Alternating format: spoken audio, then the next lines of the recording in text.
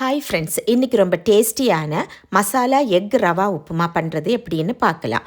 Pan வச்சு 1 spoon ஆயிலும் 1 spoon கீயும் ஊற்றிட்டு பச்சை மிளகும் சவாளையும் பொடி பொடியாக நறுக்கி வச்சுருக்கிறேன். அதை இதில் போட்டுட்டு மஞ்சள் பொடியும் உப்பு பொடியும் போட்டு லோ ஃப்ளேமில் வச்சு நல்ல ப்ரௌனிஷ் நிறம் ஆகிற வரைக்கும் நல்லா வதக்கணும்.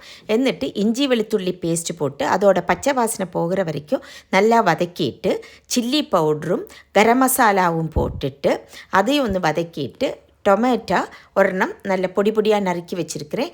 அதையும் போட்டு நல்லா ஸ்மாஷ் ஆகிற வரைக்கும் லோ ஃப்ளேமில் வச்சு நீங்கள் செய்யுங்க. நல்லா ஸ்மாஷ் ஆகி வரும். அது கழிஞ்சிட்டு நான் 1.25 கிளாஸ் ரவா நல்லா வறுத்து வச்சுருக்கிறேன். அதே கிளாஸில் 1 கிளாஸ் நிறைய தண்ணி எடுத்து இதில் ஊற்றிட்டு உப்பு அவசியம்னா கொஞ்சம் கூட போட்டுக்குங்க.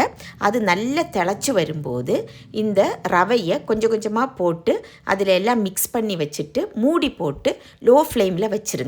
ஒரு 3 மினிட்டு கழிஞ்சு எடுக்கும்போது அதெல்லாம் அப்சர்வ் ஆகி இருக்கும். ஆனால் கட்டை போல் கட்டை பிடிச்சிருக்கிற மாதிரி தவி வச்சு அதையெல்லாம் நல்லா இளக்கி விட்டுட்டு கொஞ்சம் கொத்தமல்லி இலையும் தூவிட்டு 2 எக், இந்த அளவுக்கு 2 எக் நான் வேவிச்சு வச்சுருக்கிறேன். அதை நல்ல ஸ்மால் பீசஸ் ஆகிட்டு கட் பண்ணி வச்சுருக்கிறேன். அப்புறம் கொஞ்சம் நட்ஸும் ரெசின்ஸும் வதக்கி வச்சுருக்கிறேன் கீயில்.